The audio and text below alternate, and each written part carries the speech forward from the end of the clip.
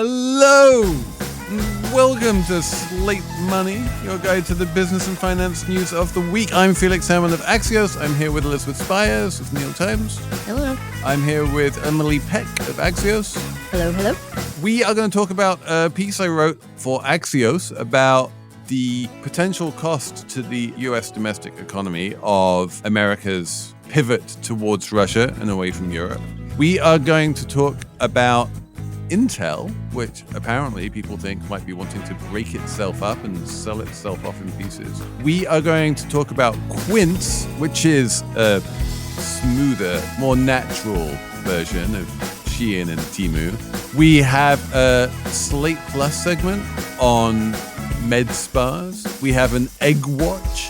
We have a numbers round. All manner of goodies this week. It's all coming up on Slate Money. Get the Angel Reese special at McDonald's now. Let's break it down. My favorite barbecue sauce, American cheese, crispy bacon, pickles, onions, and a sesame seed bun, of course. And don't forget the fries and a drink. Sound good? Ba-da-ba-ba-ba. At participating restaurants for a limited time. This message is brought to you by Apple Card. Apply in the Wallet app today and see a credit limit offer in minutes. Subject to credit approval.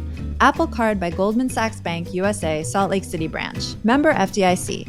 Terms and more at applecard.com. Happy Saturday. I'm off for the weekend. I'm going to Qatar. I'm going to Doha. I'm going to be going to Web Summit, which is an emirate. And I was just looking up all of the rich countries in the world that don't have formal US security guarantees. And there aren't very many of them. And basically, the rich Arab countries that have made all of their money from oil, like Qatar and Saudi Arabia, would count. But the big picture is that if you basically look around the world and look at everyone who's rich, it's all allies of America. And everyone has done really well out of this kind of hegemonic monopolar. US provides sort of security to NATO and Japan and all these places, South Korea. And in return, we get all manner of trade benefits and wealth, and everyone becomes rich. This has worked really well for effectively the entire post-war period. And now I'm worried that this period is coming to an end because we had this incredible series of announcements made in Europe by Pete Hegseth, the defense secretary, by J.D. Vance, basically saying to Europe, about that whole security guarantee and the whole NATO thing, like, don't hold your breath. We don't really mean it. The main threat to Europe is not Russia. It's apparently woke politics or something. And the Europeans are incredibly shocked by this. There's been a very explicit pivot to Russia, of all places, by the Trump administration, which is refusing to say anything rude about Putin and is saying lots of very rude things about Zelensky and Ukraine. And I started thinking this through a bit this week, and I wrote this piece for Axios basically saying, like, this thing that we've all kind of been thinking, which is, wait, are we the baddies now? If that's the case, if the United States starts being thought of as like an enemy superpower in Europe, then that could not only really hurt the European economy, but it could really hurt the US economy, because so much of America's wealth and prosperity is a function of its incredible alliances with all of the rich countries in the world. And those alliances are tied up inextricably with its security and defense power. One aspect of that, too, is that most of the countries that are client states of the U.S., even outside of NATO, are Western democracies, which is part of the reason why we give them that security guarantee. So when Vance gets up and suggests that Russia is a better partner to America than Europe is, or, is denigrating the partnership with Europe, that seems to me of a piece with the general anti-democratic theme of this administration, as much as it does considerations about the economy. Right. And I think we've heard a lot about the implications for democracy and security, basically, and whether Europe will be able to be self-sufficient on a security/defense basis. The thing that I was trying to write about this week, and the thing that I was just trying to take that extra step and say, like, it's not just bad for all of these profoundly important things that we all care about, but it's also just very selfishly bad on a domestic economic level for the United States. Is it?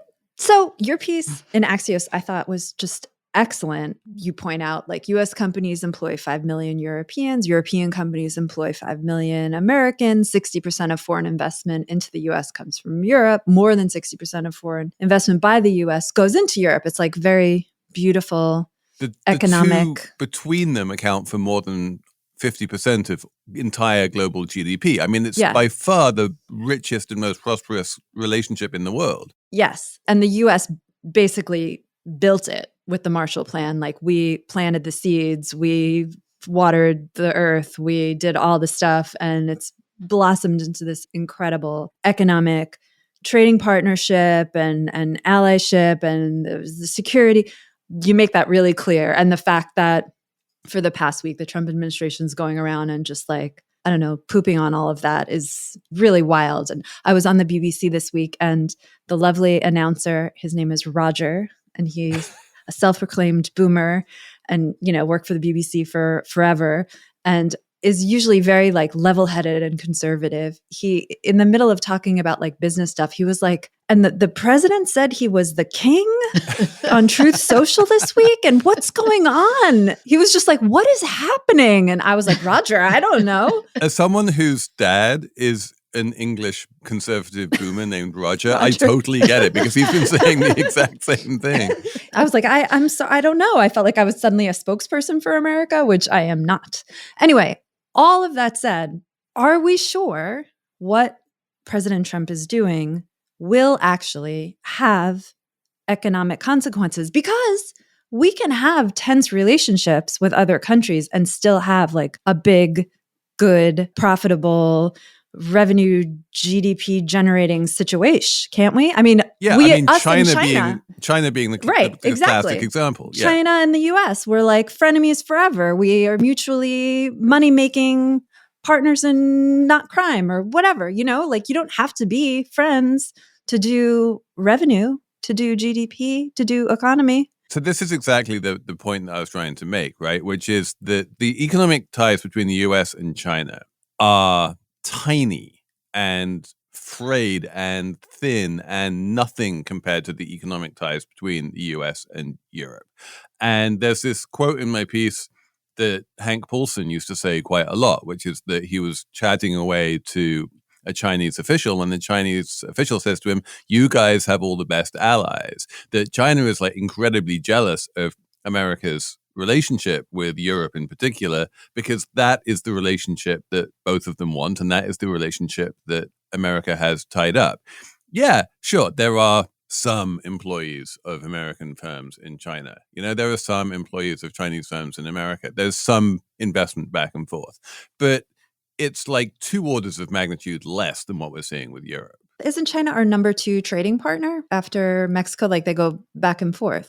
So yeah, in terms of like sheer goods exports and imports, yeah, China exports a lot of goods to the United States. It exports very little in the way of services to the United States. And remember, the United States is now mostly a services-based economy, as is Europe. In terms of financial flows, it's tiny. The financial flows, I'm sure we have more financial flows with Belgium than we do with China. Okay. The one exception, of course, being like the one thing that everyone always talks about, which is Chinese holdings of treasury bonds, but that's a slightly separate issue. Yeah, I think whether Trump's, antagonism toward Europe makes a difference really depends on how much business owners buy into it or not, or whether they sort of read it as Trump being Trump, or a possibility that he might, do surprise things the way that he's threatened to do with tariffs with them. Because even if things are sort of stable now, and the whole theory of liberal economic interdependence is that you maintain a good state of international security and things are stable because the countries are so interdependent. One long-term problem, though, is that if Trump keeps doing this, he will make investing in the U.S. less attractive for European counterparts, because any kind of uncertainty will do that. It sort of doesn't matter what he can get done policy-wise if those relationships seem more tenuous simply because we're not a reliable partner. Yeah, it seems obvious that Trump doesn't value investment from abroad. In fact, he wants less of it by just simple arithmetic necessity. The current account deficit is the capital account surplus, right? Like Trump hates the trade deficit. He wants it to be smaller. But the way we finance the trade deficit is by other countries investing money in the United States. So if the trade deficit gets smaller, then other countries will invest less money in the United States. And that's what he wants. But conversely, I think, Elizabeth, the risk here is not just what Trump does, but also very much what Europe does. If Europe starts looking at American tech giants in particular as being kind of avatars of an enemy state, where the United States is becoming more of an enemy than a friend, the fines that we have seen the EU impose on Google and Facebook and that kind of thing will start looking tiny compared to what they're capable of doing. Already under EU law, I think it is pretty clear that if the Europeans wanted to ban X entirely for violations of various European laws, they probably could quite easily. It's been found in violation of these laws already. They just need to work out what remedy they want. You know, if they consider Musk to be part of the Trump administration and America to be more of an enemy than a friend, then there's a huge amount of retaliatory actions that Europe can make against American companies in general and American tech companies in particular. And that becomes this sort of terrible war of attrition that no one really wants, but I can easily see happening. Yeah, I was thinking about it this week because I'll mangle this and people can write in. It's fine. Slate Money at slate.com. Canada and the US played some kind of sports game together. I want to say hockey, but I don't Ice know. hockey, yeah. Thank you. And Canada, I want to say won Yeah. the game. And Justin Trudeau said something kind of antagonistic about, He tweeted something about you will never take our game or something. you'll never take our game. Right. So I feel like more than Europeans or European leaders or companies saying like, oh, it's very uncertain in the US and the Trump administration goes back and forth a lot. And it's very uncertain. So we won't want to invest. Instead of that, the rationale is more like, fuck those guys. Right. And that's a real thing that could have real economic consequences for a long time and sort of only get worse and is actually really bad for the economy. My question for Felix is it good for Europe maybe? Because Neil Irwin had a piece just talking about Europe's like twin crisis. One, its best friend is being really mean, the US. And two, like its economy is really sluggish. We know Mario Draghi has been talking about this for a while, has some new op-ed talking about it even more.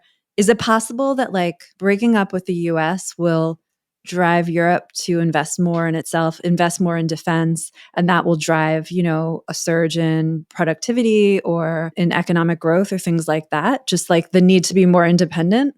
I would say the exact opposite, to be honest. That if European governments need to borrow more in order to spend more on defense because they no longer have the US security guarantee, or they can no longer count on the US security guarantee, then that exacerbates their already pretty bad fiscal situation, increases their debts. Defense spending, especially by Europeans, is never like, it doesn't have a great sort of GDP multiplier, especially given that so many of the big defense contractors are American. You know, if they're going to buy a whole bunch of like American aircraft carriers or something, that's not going to help the European economy very much. There are a whole bunch of things that Mario Draghi thinks that the European Union should do in order to become more competitive, and lots of talk about structural reforms, which is the most boring phrase in the world. But I feel like spending more money on guns is just like not one of those things. So American, though, and our economy is pretty good. We make all the war machines and guns. How are people going to live without us? So, yeah, I mean, to be clear, this is all very sort of hypothetical. It hasn't happened yet. But my point really is that it's a absolutely unfathomably enormous risk that Trump is running in this kind of pivot to Putin. And the downside, even if we realize only like 1% of the downside here to America is so much bigger than any conceivable upside of having improved relations with Russia. Because, you know, as we are about to find out on an upcoming Money Talks that I have already recorded with Eddie Fishman, the US is very good at turning off trade with Russia, but it's basically incapable of turning it back on. We discovered this in 2016 when we lifted all the sanctions on Iran, and the number of American companies that came rushing back in to do trade with Iran was basically zero. You can lift sanctions officially, but that doesn't mean that trade is going to come back. And even if it does come back, you had numbers in your story. It's not that much. It's not worth the trade. You don't want to trade Europe for Russia. The relationship between the US and Europe is measured in the trillions. And with Russia, even at the best of times, it was like, 1,000 there.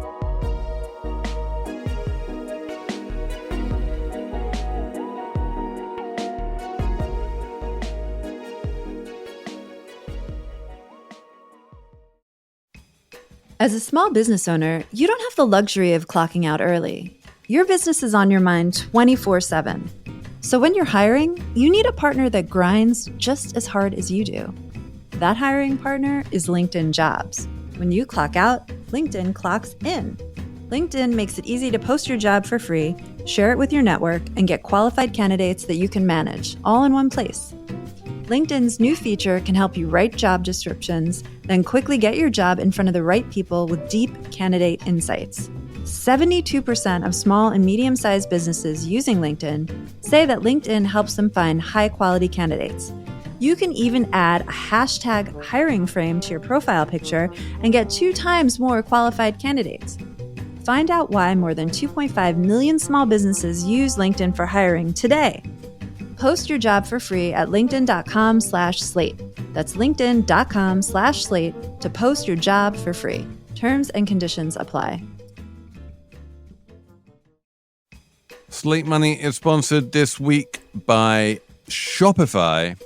When you think about businesses growing their sales, beating their forecasts, you think often about the product having high demand, or a brand that is super focused, or maybe marketing that has wonderful influencers. But often the overlooked secret is actually the business behind the business that makes selling simple. And for millions of businesses, that business is Shopify. Nobody does selling better than Shopify. It is home of the #1 checkout on the planet. And the not-so-secret secret is that Shopify with Shop Pay can boost conversions by up to 50%, meaning way less carts going abandoned and way more sales. So if you're into growing your business, your commerce platform better be ready to sell wherever your customers are scrolling or strolling, on the web, in your store, in their feed, and everywhere in between. So upgrade your business. Sign up for your $1 per month trial period at shopify.com/money, all lowercase. Go to shopify.com/money to upgrade your selling today. Shopify.com/money. Talking about international corporate geostrategic complexities, one of the more fascinating trial balloons that has been floated over the past week is that Intel might break itself up into 2. So there would be the bit of Intel that designs chips and then the bit of Intel that manufactures chips. And then it would take the designy bit and sell it to Broadcom, and it would take the manufacturing bit and sell it to TSMC, which according to Bloomberg is quite likely and possibly even being supported by the Trump administration. According to the Wall Street Journal, not so much.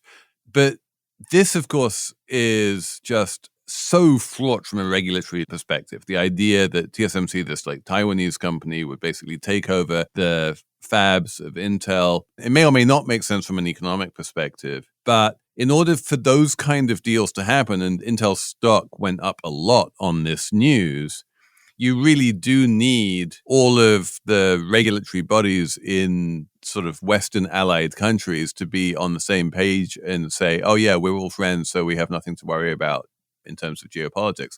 And that just doesn't seem likely to me. I don't really understand why the Trump administration would be supporting this, especially given Trump's rhetoric about bringing more manufacturing to the United States or keeping it here. Well, the idea would be that TSMC would take over Intel's fabs and would invest more, and maybe if they were being run by TSMC, then they might actually be good rather than kind of not so good as they are right now. And so you would have better fabs in the United States than you do right now. None of this makes any sense. Quartz had a really good piece, I thought we read in the prep, about why it doesn't make any sense. TSMC is like real good at what it does. It's the best. And Intel has been not the best for a super long time. The fashion is now in chips to be like TSMC, which is like you're kind of like neutral. You make chips for whoever asks you to make the chips. And Intel didn't go that route. It makes the chips and designs the chips. It's trying to be more like TSMC in the making of the chips. And it does make sense to split the company in two. It's been struggling for so long. What also never made sense to me, just as I've learned more about chips over as they become like the cool thing to talk about in business journalism, right? Since the 2020s, that the Biden administration had invested so much money in Intel and like bet billions of dollars that they could like become like the TSMC of the US. That probably didn't make sense. You probably shouldn't give billions of dollars to a company that's like really struggling to remain relevant. That was kind of a bad idea.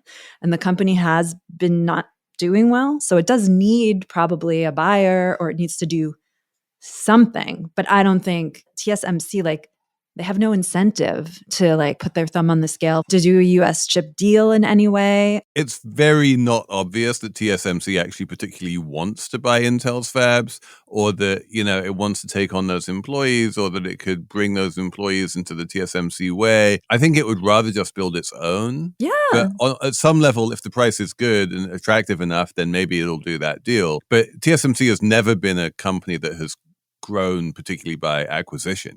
It's been a very much a kind of like, we're just going to build it and grow organically kind of company. And it has like cutting edge equipment. It has the best people working for it. And they've talked about, and it's like widely known, the US doesn't have the people needed to staff a foundry to make the chips. That's like part of the issue. So why would TSMC want to? I don't understand. It would also it goes against the intent of the CHIPS Act, which was heavily supported on a bipartisan basis, one of the few things that was. And under the CHIPS Act, if Intel does break off a piece of its business, it is still required to retain a majority share of it, which means that Intel would be controlling it. TSMC would just be responsible for operating it, which if you're TSMC, there's zero incentive to do it under those circumstances. The logic here, frankly, like as Elizabeth quite rightly points out, it doesn't align with the logic of the CHIPS Act. It doesn't align with sort of America First rhetoric either. The only thing it aligns with is simple share price maximization of the chairman of Intel running around going, hey, if I break up the company and sell off the parts, then I get more money per share than if I don't do that. So let's see if I can do that. But I feel like there's much bigger forces at play here. And I can't remember which article was saying that basically every single proposed semiconductor merger in living memory has failed in one way or another because of regulatory problems. Like, it's almost certainly not going to happen, except, and then I'll just put a massive asterisk here, if the market actually believed that it was almost certainly not going to happen, which seems to be the logical thing that all of us have concluded, then we wouldn't have seen that massive spike in Intel's share price. So, like, there's got to be something. Someone is believing something here. Well, do you think it's possible that the share price is just a reaction to some sense of urgency that Intel has to do something and that management is looking for a new CEO and exploring options now, maybe in a way that they weren't last year? I would say the exact opposite. There's a very well-documented phenomenon whereby if management starts becoming preoccupied with strategic M&A stuff, that generally means it starts taking its eye off the ball in terms of what it's actually doing its day-to-day operations. And that would be bad for like Intel as a business, even if it's good for Intel shareholders, should it succeed. Intel used to be so amazing, right? It was cutting edge chips. Remember Intel Inside? The age of personal computers? Yeah, it just really didn't make the transfer. Their competitive advantage has always been chip design, and it seems like part of what they're trying to do here is offload the manufacturing component, which makes sense if they really believe that they want to stick to what they've historically been good at. Yeah, they should have done that years ago. Well, I mean, the most valuable chip company in the world is NVIDIA, which is a chip design company. And in fact, if you look at a bunch of the value of Google and Amazon and Apple, they are in very large part chip design companies too. Now, like Apple famously designs pretty much all of its own chips now. Google is designing its own AI chips. Amazon is designing its own AI chips. Their AI chips might not be quite as state-of-the-art amazing as NVIDIA's chips, but since they come at like 100th of the cost and they do like 80% of the benefit, like it's an easy trade for them to be making. And so, yeah, chip design is a highly competitive space that all of the big players are really playing in right now. It's not just NVIDIA. And even on that front, it's not clear that Intel has any particular competitive advantage. Maybe the stock went up because of what Elizabeth pointed out about the CHIPS Act and the fact that the company has to do something. Like, we know that some kind of deal has to happen. Is that kind of it? Yeah, there is this kind of weird market logic of if Intel's share price has been languishing at an incredibly low level for an incredibly long amount of time, then just the sheer market logic dictates that something has to happen. Something has to happen. Which I'm not sure is true, but it's an interesting concept. It's also kind of a market superstition, I think, that movement or momentum trumps stasis in any way. So if nothing seems to have been happening with Intel and they haven't made any significant moves to fix their problems, a big drastic solution can be attractive, even if it's not the right one.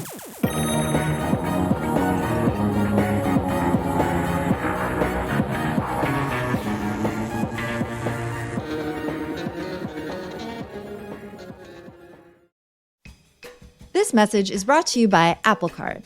Apple Card is everything a credit card should be. It's easy to manage, built to be secure, and gives users up to 3% daily cash back on every purchase. The best part about Apple Card is applying is quick and easy. Apply in the Wallet app on your iPhone and see your credit limit offer in minutes. Subject to credit approval. Apple Card by Goldman Sachs Bank USA, Salt Lake City branch. Member FDIC. Terms and more at applecard.com. Slate Money is sponsored this week by 1Password, which is, of course, a password manager, but it does a lot more than that. 1Password Extended Access Management secures your company without leaving your employees behind. I use 1Password literally every day. It syncs across all of my devices. It keeps me secure. And it's not just me. 1Password's award-winning password manager is trusted by millions of users and over 150,000 businesses. Now they're securing more than passwords with 1Password Extended Access Management. For example, did you know that most ransomware attacks stem from unmanaged devices? That's why 1Password's Device Trust solution blocks unsecured and unknown devices before they access your company's apps. And of course, 1Password still protects against the biggest attack source, which is compromised credentials. Its industry-leading password manager helps employees create strong, unique logins for every app. So go to onepassword.com/money to secure every app, device, and identity, even the unmanaged ones. Right now, Slate Money listeners get a free 2-week trial at onepassword.com/money. That's onepassword.com/money. Let's switch gears here and talk about, I believe my favorite phrase of the week is bourgeois normcore. And Quince, which we've talked about Shein and Temu quite a lot on this show, and the idea that there's a lot of money to be made in manufacturing cheap items in China and shipping them one at a time to the United States in order to take advantage of the de minimis, like there's no tariffs on items under $800, this rule. And now there's this American company called Quince. Like, Shein and Temu are not American and Quince is American, but really that's just a question of ownership. Broadly speaking, the model is very similar, which is make things in China, sell them cheap in America, ship them one at a time, and then make some changes at the margins insofar as you have to. But the big difference is that Quince is like a brand, and it makes a lot of different things. It doesn't just make cashmere sweaters, it makes bedding, it makes knives, it makes pots and pans. But I mean, really, it doesn't make anything at all. It outsources all of the manufacturing to various different companies who you've never heard of. But it feels like a brand. It has a nice, clean website. Everything is branded Quince, and it talks a lot about sustainability. It talks a lot about natural fibers. It doesn't feel like a sort of bargain basement kind of thing. It feels like a very sort of, hey, you get good quality, middle class, normcore, stealth wealth looking consumer goods at a significant discount to how much you would normally pay for them. And given that all of these things are made in China in one way or another, like ultimately the thing you're getting is basically the same. So why not just get it for less? This piece we're talking about was in New York Magazine from Slate Money friend of the pod, Chantel Fernandez, and it's fun to read. And she describes all the bougie things that you can buy on Quince in her lead, which I really liked. Morning light shines through your flax-colored curtains made from 100% European linen. You jump out of your dusty mauve sheets, also linen, slip into an ivory robe, bamboo jersey. After showering and drying off with ivory bath towels, Turkish cotton, and so on and so on. You pull out a pan, non-toxic ceramic, fry some eggs, slice your toast with a serrated knife, Damascus steel. It's like Quince reminds me of there's always a Quince. There was the Gap, there was J. Crew. There's always you can get your American preppy basics here kind of a store, but they also sell sheets and caviar and towels. And it's just such a random selection, but it somehow still hangs together as a brand and makes sense. I think it has a lot to do with this sort of stealth wealth aesthetic that people now sort of understand to be the way that rich people live. One of the things that they made a dupe of was the Loro Piano baseball cap that, all the kids were wearing in succession that has no logo, no branding. It's very minimalist. And I think that's most of what, especially the sort of fashion influencers consider new preppy, new waspy, as Felix put it, bourgeois normcore. And the understanding underneath all of that is just that, if you're paying up for Loro Piano or one of these luxury products that isn't bedecked with logos everywhere, it's because you understand that there's a fundamental quality of craftsmanship. There are better materials. And so I think what Quince is doing is saying, we're going to give you better materials than you would get from the obvious Amazon cheapo dupe. And so you're essentially getting the underlying value of a luxury product without it being, super all the way high end or insanely expensive or prohibitively expensive, but you're essentially getting a similar product. Or sometimes the exact same product. Chantal didn't manage to get to the bottom of this entirely, but I would not be surprised at all to learn that sometimes Quince is selling products that are made by the exact same company, but just without the massive markups that you get in standard retail. You don't know. This is the thing about contemporary retail, right? Is that no one really knows who makes your stuff, where it comes from. And this idea that the more expensive brand is always going to be higher quality is just, that's not true anymore. Well, 2 points. First, I don't know if the quality thing you're saying is true, because at one point in the piece, she takes a cashmere Quince sweater and a bunch of other cashmere sweaters to some fabric expert somewhere downtown Manhattan, and they weigh the sweaters and they figure out that the J. Crew sweater is actually the best of the bunch. Which is not the most expensive of the bunch, right? No, it's just but it's not the Quince one. No one is saying that Quince is the best, but it is definitely... And I think for the cashmere in particular, one thing we saw with Uniqlo and then with Quince is that cashmere, they start competing very much on price, which means you do wind up using less and, you get thinner, less good quality.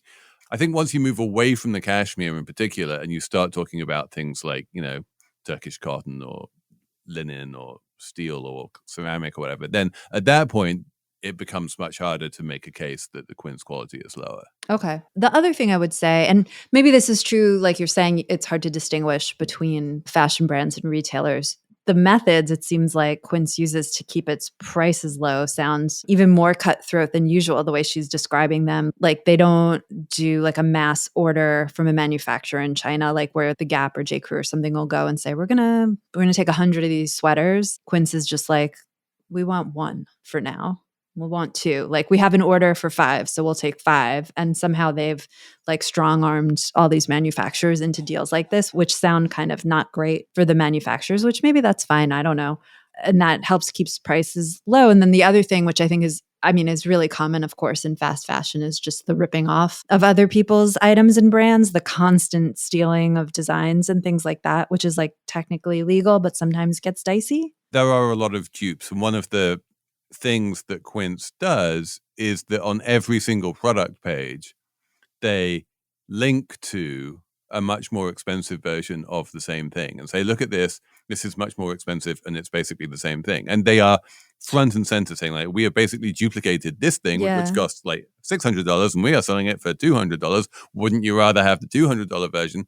And they definitely, they have much thinner profit margins than the brands. They are much more aggressive in terms of how they're dealing with their suppliers.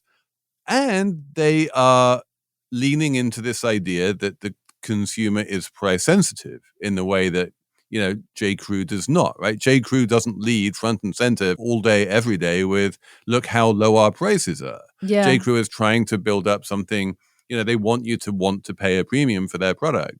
And so it is a new model in that sense, like this idea that a sort of affluent middle-class consumer will be just looking for the cheapest possible price, but it seems to be working. Yeah, that's such a great point. It's like it's doing two things at once. It's like doing like the everyday low prices Walmart thing. At the same time, it's doing like, look at our classy products thing, which is, that's not something you see very often. I also think there's been kind of a sea change in the way people think about dupes now. They're not stigmatized the way that they once were, where it's, if you had a dupe and somebody thought you bought it on Canal Street or whatever, that would be considered gauche. Now I think it's considered smart shopping, and you can have taste and still buy dupes.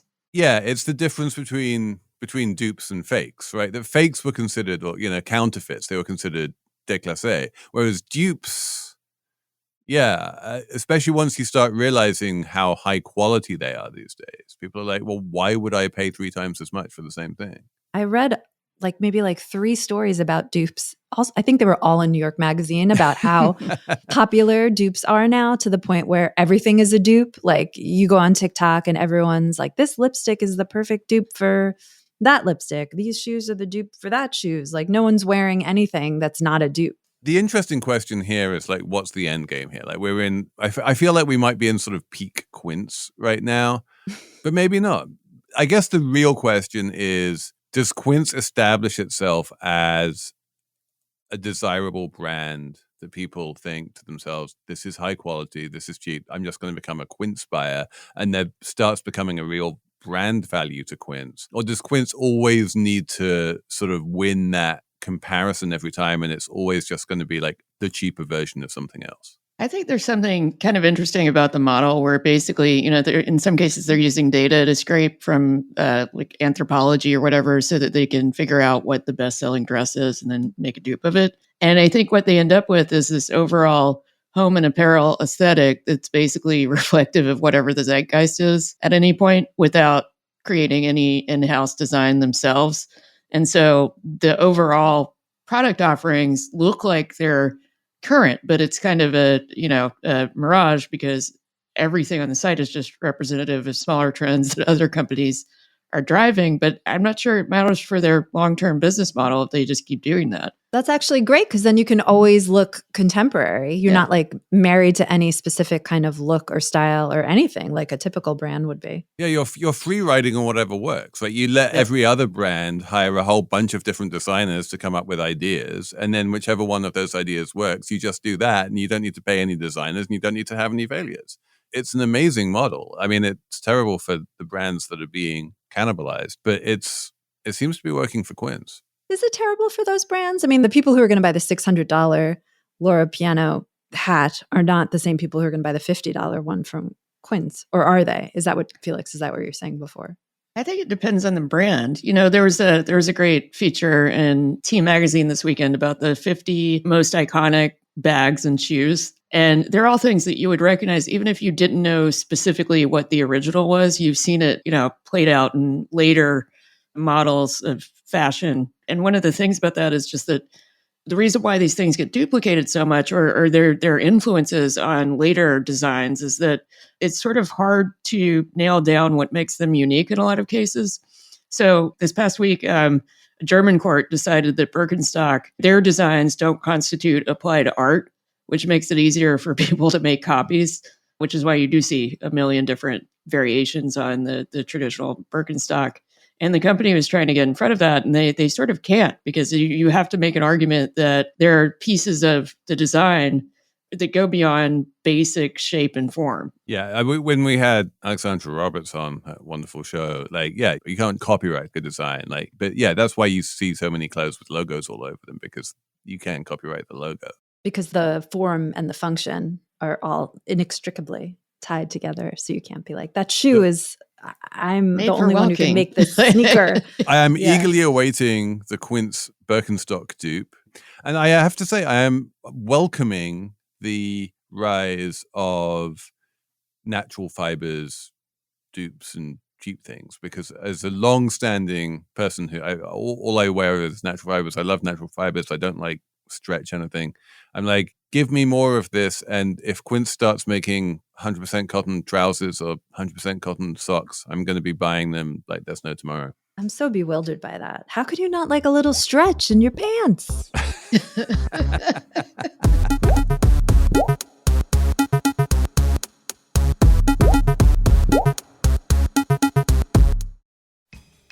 Slate Money is sponsored this week by BetterHelp. You often hear about red flags that should be avoided, but what if you focused more on looking for green flags in friends and partners? Do you even know what a green flag looks like? If you are not sure about that, then therapy can help you identify those green flags. It can help you actively practice them in your relationships, and it'll help you embody green flag energy yourself. Whether you're dating, married, building a friendship, or just working on yourself, it's time to form relationships that love you back. BetterHelp is fully online, making therapy affordable and convenient, serving over 5 million people worldwide.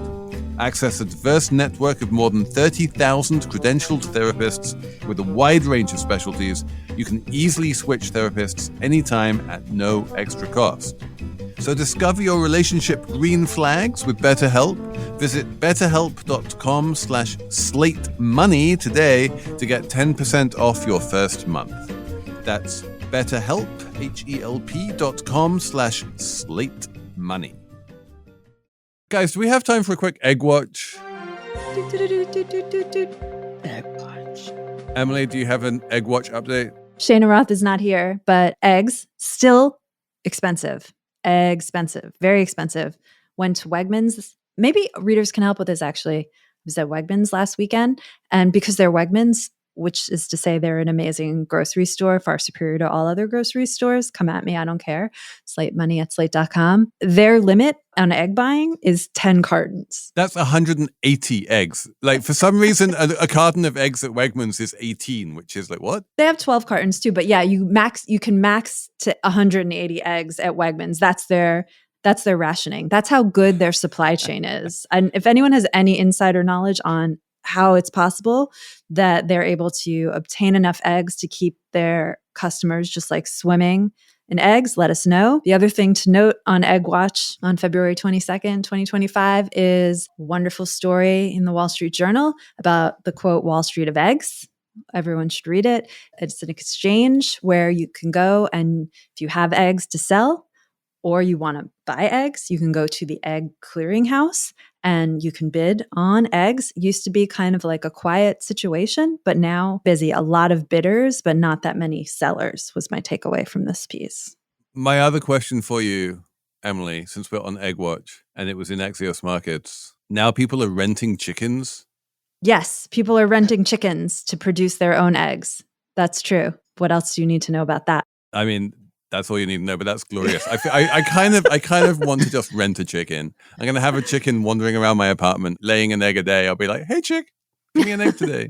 Yeah, and it doesn't have to be like a long-term relationship. What happens if you rent a chicken and because you're an idiot who doesn't know how to take care of chickens, you kill the chicken? Then is it like if you total your rental car? Do we know what the terms You need of to buy the chicken rental insurance. You got the insurance. You got to get the insurance. Oh, talking about insuring chickens. Emily, last week you were laughing at the idea of vaccinating chickens. And now what I'm are not we doing? laughing We're anymore. vaccinating chickens. Well, I'm still laughing because in my preparation for Egg Watch, I read that the Trump administration wants to has a new strategy to fight bird flu. And part of their strategy is vaccinating chickens. And it sounds like the reason we don't do it, there are good reasons, because other countries won't buy the eggs if they come from vaccinated chickens because there are concerns that the vaccination, quote, masks the virus. So it could like mess up chicken trade to do it if you don't do it right. Yeah, I feel like the U.S. export market on eggs is not that big. I feel like we can lose that. Fine. But I also don't have confidence in the Trump administration's ability to like implement what, according to the piece in the Associated Press, said is a very complex strategy of like fencing in the birds and like fencing in the virus. Because first of all, news broke also this week that the Trump administration in its like firing spree had fired the people at the USDA that work on bird flu and was like, I'm sorry for this, but they were scrambling to get the people back. So like, okay, maybe you're right, Felix, about vaccination, but it just seems like still not I don't know if that's a good idea. I have every faith in RFK Jr.'s ability to safely vaccinate hundreds of millions of chickens. Yeah, I was just going to say, is the RFK Jr. policy vaccinations for chickens, but not for you? Exactly. Yeah, makes sense. He's not in charge of the USDA, just to be clear. Anyway, I think that's enough egg watch for this week. Elizabeth, do you have a number for the numbers round? I do. It's 30,000, and that's dollars. And that's the amount of money that Delta is paying passengers of the jet that flipped over in Toronto. And I feel like that's low. I don't really have a good empirical reason. It's a down payment. They're not asking them to sign anything saying like, we're not going to ask for any more. It's a no strings attached. Like, we just want to make sure that you have $30,000, but we might well wind up giving you a lot more on top of that. But it's like, it's a goodwill gesture. It's really no strings? Are you sure? Why are they doing it? That's so nice of the airline. I don't understand. It's Delta.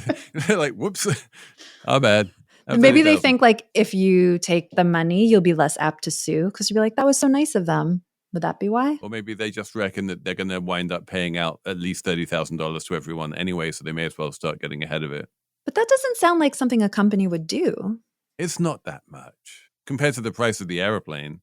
I think there probably are a lot of people who just are like, I don't want to go to court for anything. I feel like they owe me something, but I'm not going to go to the trouble to hire a lawyer. And I think maybe the $30K would take the edge off, thinking that they should do that. They can get the therapy for the trauma and such. Is it correct that people weren't hurt? There's no injuries or anything? There were injuries, yeah. There were no fatalities, but there were injuries. Oh, that's awful. What's your number, Emily? My number is $5.